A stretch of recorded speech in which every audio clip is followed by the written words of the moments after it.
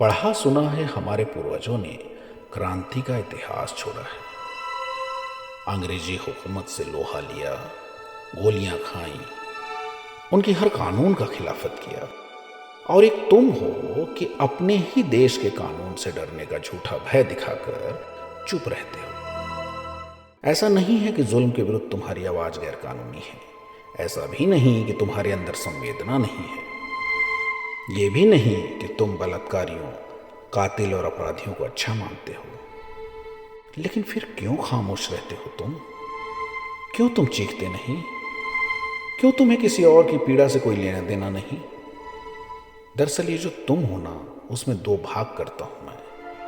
तुम में आधे तो बुज़दिल, डरपोक और कायर हो। तुम्हें डर लगता है कि कुछ कहोगे तो क्या होगा, कोई धमकाएगा।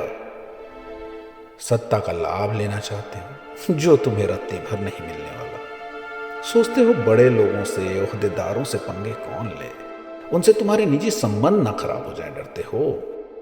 जबकि सच ये है कि तुम्हारी कोई बखत है ही नहीं। तुम्हें गली का कुत्ता नहीं पूछता।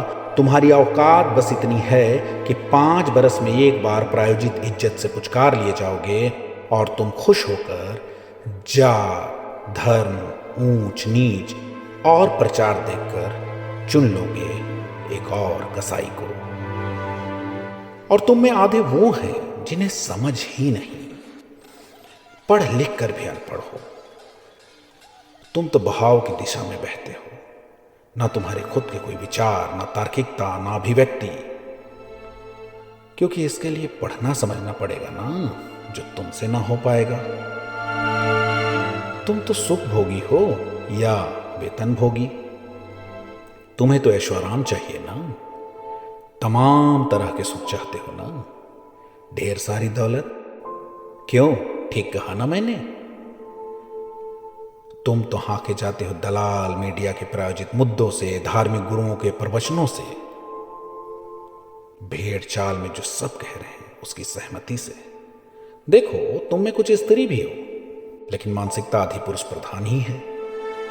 तब तुम चलते हो पापा से, पति से, भैया से, नहीं तो समाज से, और कुछ नहीं तो अपने ही बेटे के विचारों से।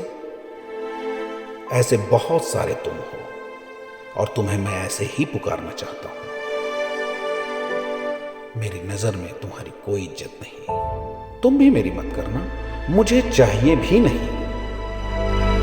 क्योंकि ये जो हाथरस में हुआ ना, सिर्फ ये एक घटना ही नहीं। जरा गौर से देखो तो अपने आसपास, कहीं तुमको लोकतंत्र, कानून, इंसाफ दिख जाए तो बताना मुझे।